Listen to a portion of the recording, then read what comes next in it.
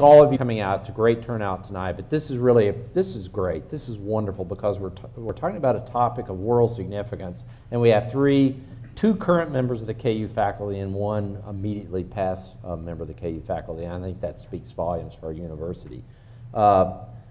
Ladies and gentlemen, Barbara mentioned the movie that was filmed here in Lawrence the day after about a nuclear confrontation between the U.S. and the Soviet Union. That was filmed here in 1983. 8 years later, the Soviet Union ceased to exist. What happened?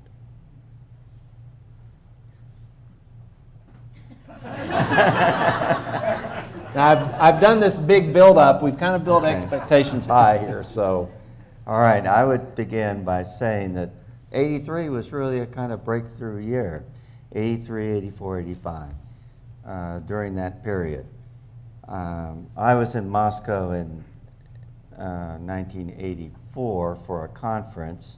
Actually, it was in Kiev, but we met in Moscow and then went down. It was the anniversary celebration, the 50th anniversary of the beginning of official diplomatic relations between the Soviet Union and the United States, which began in 1933.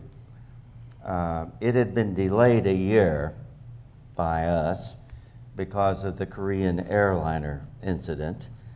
So it was actually the 51st year.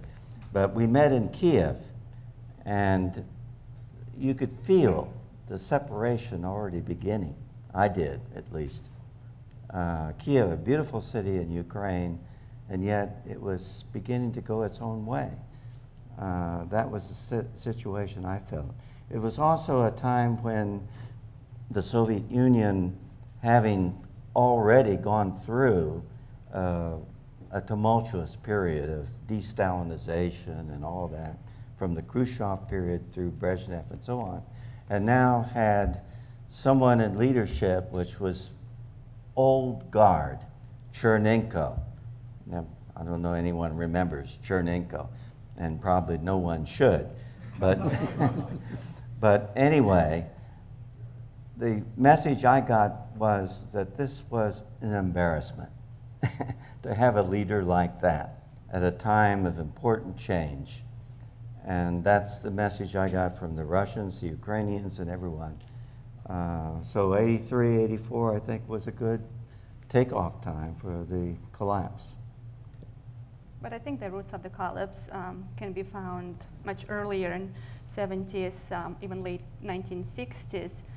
There were different projections as to whether or not Soviet Union would have survived hadn't it had Gorbachev rising to power and implementing his policies of perestroika and glasnost in 1985.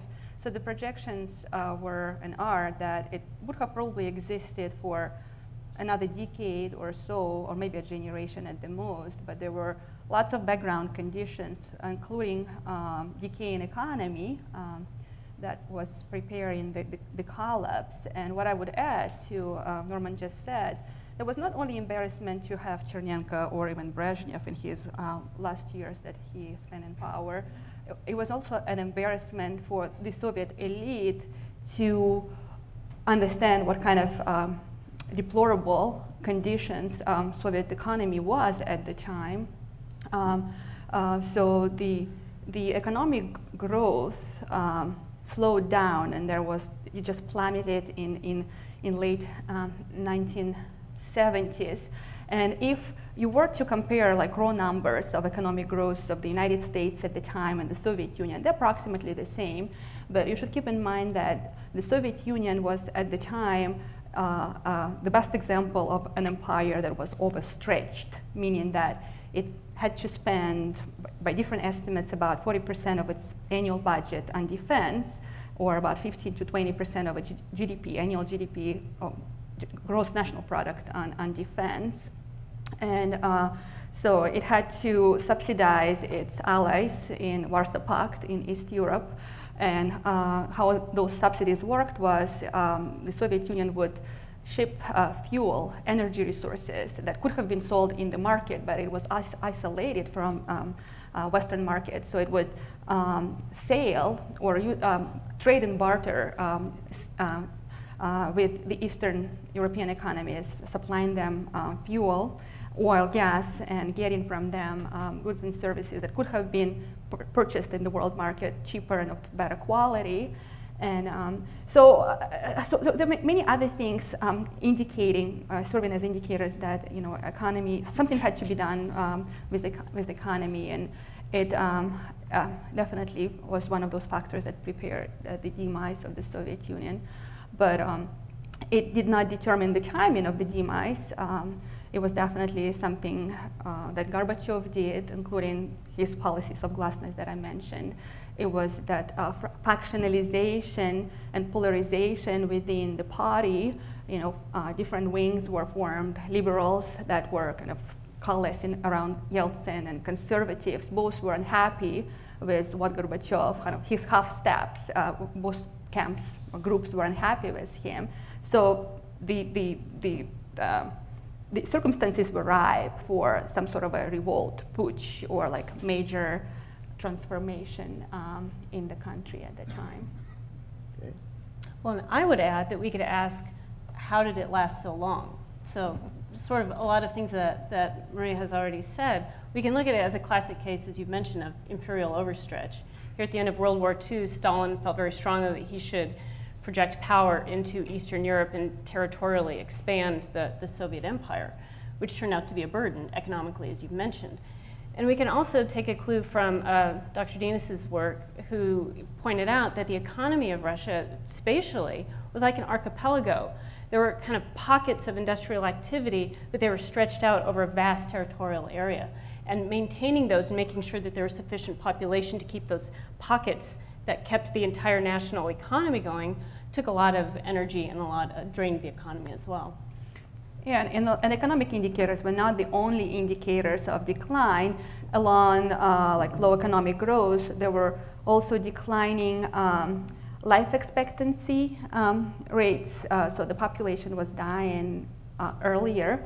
Higher infant mortality rates. So all those figures were indicating that something was fundamentally wrong at the structural level, and that wouldn't be able to fix just by patching up a little bit here and there the economy. Did we warn you that we taught a course together, so no one was really going to get a word in edgewise? I'm so sorry. That's fine. The two of you can have the rest of the program if I will like. get a word in. Yes, okay, very good.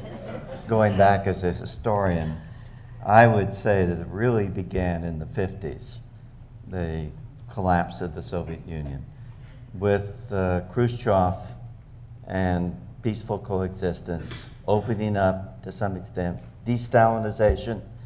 That was a big thing. And the sense of confidence that was kind of building up there due to Sputnik and other things. We're going to catch up.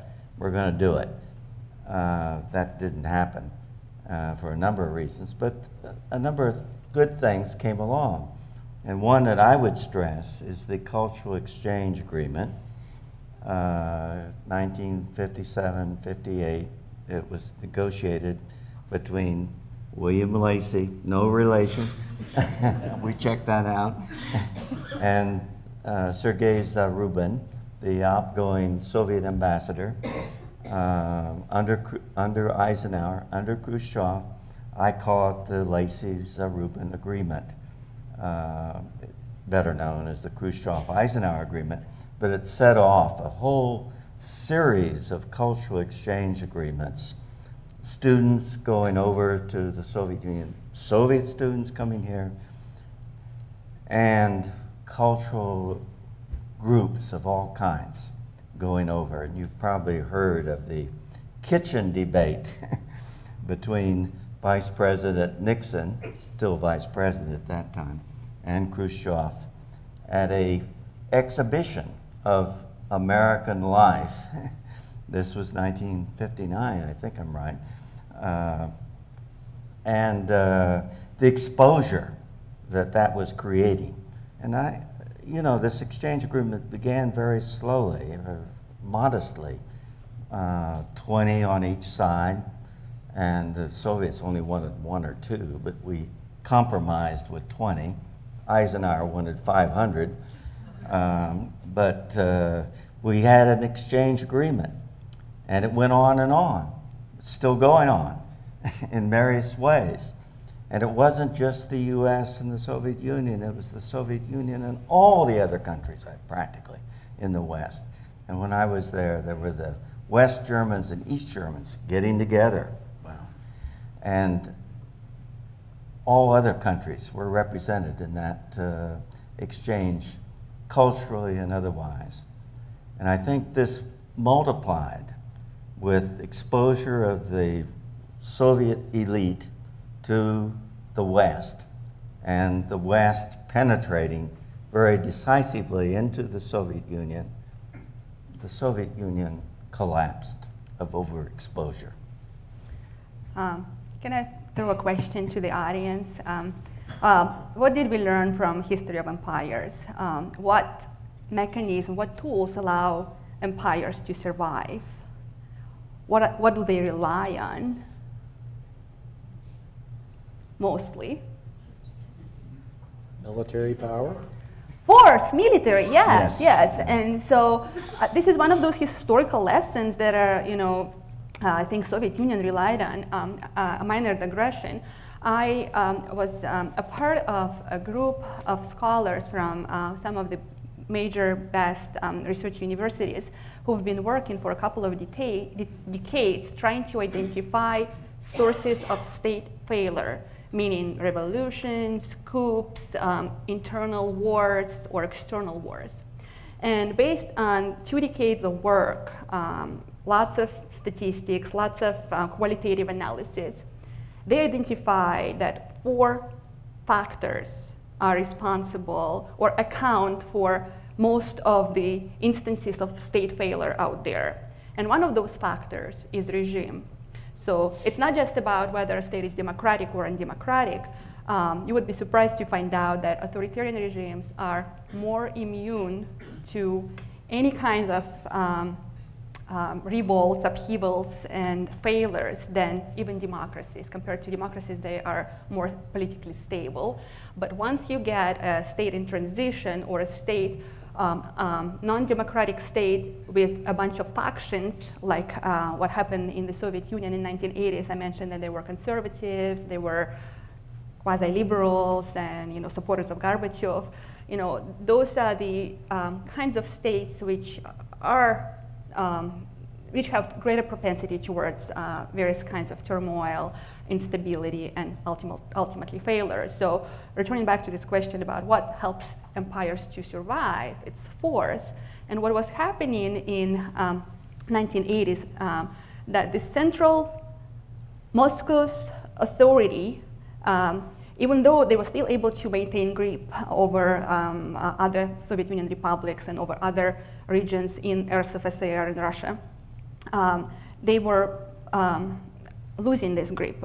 There were lots of types of policies, religious policies, and some other types of policies were loosened already in 1970s and especially in 1980s. So as the Soviet Union's central government had become weaker and weaker, the less it was able to keep the Soviet Union, all of those republics together. So by becoming less totalitarian, by becoming less autocratic, it essentially contributed, kind of shoot itself in its own foot, contributed to its own demise.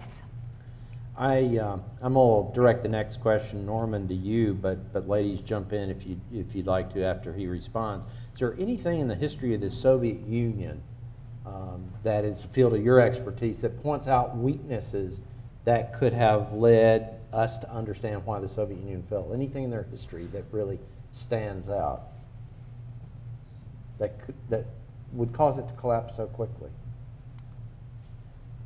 Well, I think that's already been mentioned here, that this police regime was vulnerable by de-Stalinization and by the new currents that were coming forth.